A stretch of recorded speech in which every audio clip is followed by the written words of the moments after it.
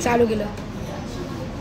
नमस्कार विद्यार्थी मित्रांनो, मदन मोगरे टेनिस अकॅडमीच्या यूट्यूब चॅनलवरती आपल्या सगळ्यांचं स्वागत आहे.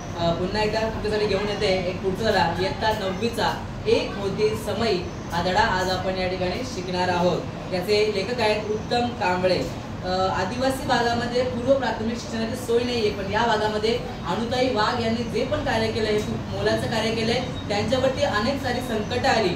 वयाच्या 13व्या वर्षी त्यांच्या पतीचं 13 वर्षांचा विवाह झाला आणि अवघ्या 6 महिन्यात त्यांचे पती एक्सपायर झाले. एवढं सगळं संकट असताना देखील त्या जिद्दीने उभ्या राहिल्या आणि या सर्व संकट त्यांनी मात केली. यासाठी त्यांना मदत केली तिथे म्हणजे शिक्षणवृत्ती ताराबाई मोडक यांनी त्यांच्या डोळ्यातले अश्रू पुसले आणि त्यांना या ठिकाणी त्यांनी मदत केलेली आहे. आणि पुढे त्यांनी एक कार्यकर्ता म्हणून त्या ठिकाणी काम करायला सुरुवात केली. वेगवेगळ्या कल्पना, शिक्षणासाठी वेगवेगळी क्षेत्र आणि सातत्याने नवनवं प्रयोग ही त्यांच्या कामाची त्रिसूत्री होती. तुम्हाला परीक्षेमध्ये प्रश्न विचारला जाणार आहे, त्यांच्या कामाची त्रिसूत्री कोणती होती? तर उत्तर आहे त्याचं एक म्हणजे वेगवेगळ्या कल्पना, शिक्षणासाठी वेगवेगळी क्षेत्र, सातत्याने नवनवे प्रयोग ही त्यांच्या कामाची ही त्रिसूत्री होती. भाकरीच्या शोधात आयुष्य गमावणाऱ्या आणि दारिद्र्याचा शाप कपाळावर घेऊन फिरणाऱ्या असंख्य आदिवासी बालकांना अनुताईंनी आपल्या कर्तृत्वाच्या पंखाखाली आश्रय दिला. म्हणजेच काय की बघा, आदिवासी भागातील मुलांकडे ना घोडा, ना गाडी, ना पैसा, श्रीमंती काहीच नसते, पण त्या भागामध्ये ज्यांना फक्त रोज खायचं काय हा प्रश्न पडतो, अशा लोकांना शिक्षण द्यायचं हे फार अवघड काम आहे.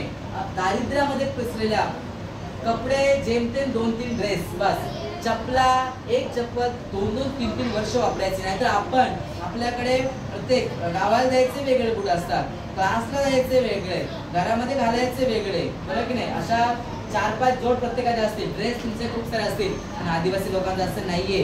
आणि एवढं असं सुद्धा आपण बोलतो मला ते एक पण ड्रेस नाही घालायला, असं आपण या ठिकाणी बोलत असतो.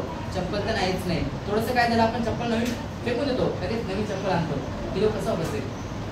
पूर्वीचे आपले आई बाबा चप्पलीचा अंगठा तुटला ना, त्या अंगठा शिवायचे तारे नाही, बरोबर आहे? मग पुन्हा चप्पल घालायचे. आता आपण काही ते पॅरागॉनचं जर अंगठा निघाला तर फेकून देतो, तिला फक्त हे टाकायचं होऊन तरी चप्पल ती रिपेअर आपण काही करत नाही. आता आपण नवीन घेतो, नया जमाना आहे, ठीक आहे, नवीन घेतो. पण अशा भागात या अनुताईंनी या ठिकाणी काम केलेलं आहे. मायेची ऊब दिली, असंख्य मनांमध्ये ज्ञानाची ज्योत पटवली. शिक्षक, मार्गदर्शक, कार्यकर्ता, विचारवंत, लेखिका अशी विविध रूप व्यक्त करताना आदिवासींमध्ये चांगलं स्थान मिळवलेलं आहे.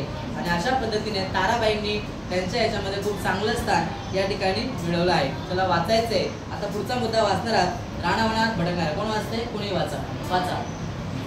स्टॉप. ठीक आहे, आपण आता पुढे बघणार आहोत. तर राणावनात भटकणाऱ्या आदिवासींना म्हणजे काय? आदिवासी लोक कुठे भटकणार? राणावनात. हे राहतात कुठे? राणावनात राहतात. तर दुसरं काही काम नाहीये. सकाळी आपलं उठायचं आणि जे काही काम असेल घरात ते करायचं, किंवा कुठे वीट भट्टीवर जाऊन विटा कापण्याचं काम असेल, कोणाची मजुरी करायची, आणि उरलेला वेळ आहे हा राणावनात भटकायचा.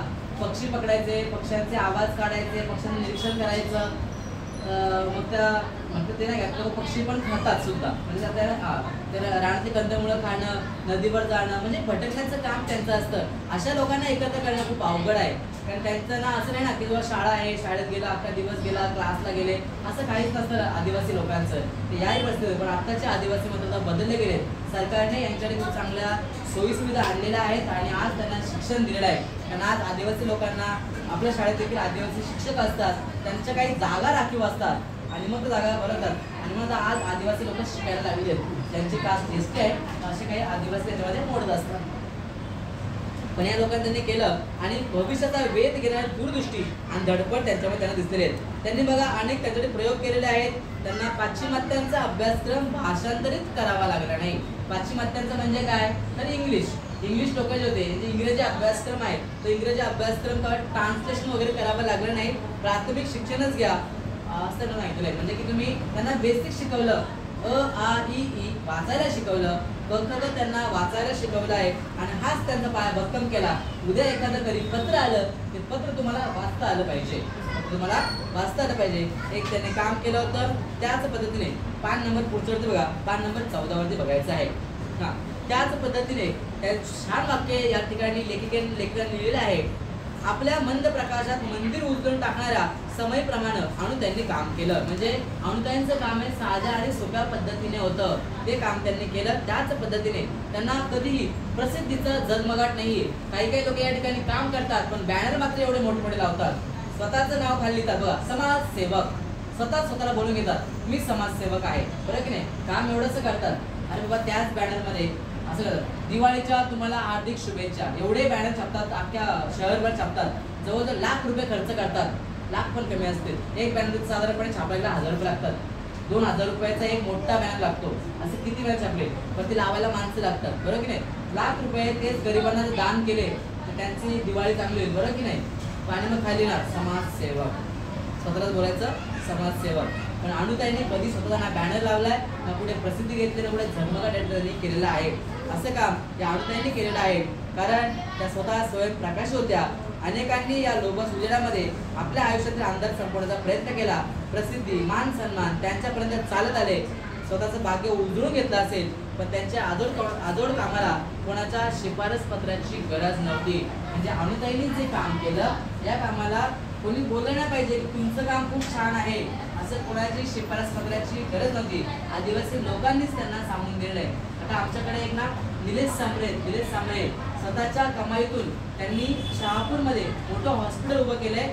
एकही रुपया ते घेत नाही, 1 पण रुपया घेत नाही. येते एक्सरे काढा तुम्ही 1 रुपयाने घेते, सिटी स्कॅन करा 1 रुपयाने घेते, औषध सुद्धा तुम्हाला मोफत आहेत.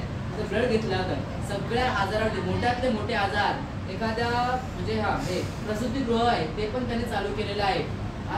एका मुलाला जन्म द्यायला जवळजवळ एका प्रायव्हेट हॉस्पिटलला 50 ते 60,000 रुपयाचा खर्च येतो. आणि ते काम निलेश सांबळे साहेब 0 रुपयात करतात. किती रुपयामध्ये?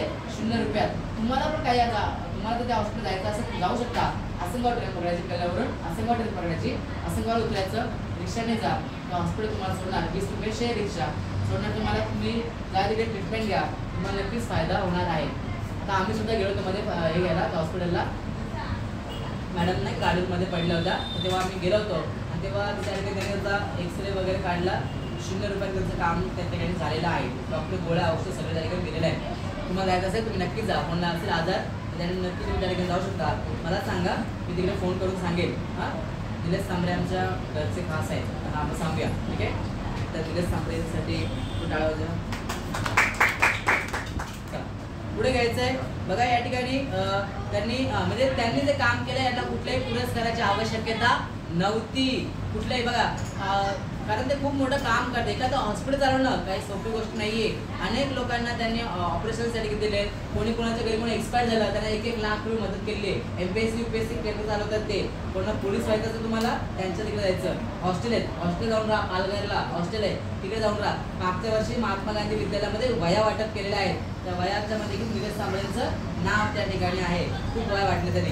जवळजवळ 1 लाख काय 10 लाख वह्या वाटतात. किती वह्या वाटतात? 10 लाख. पूर्ण कोकणात वाटल्यात. रायगड, रत्नागिरी, सिंधुदुर्ग, ठाणे सगळीकडे वह्या वाटलेल्या आहेत त्यांनी. आहे का निलेश सांबळे तिकडे?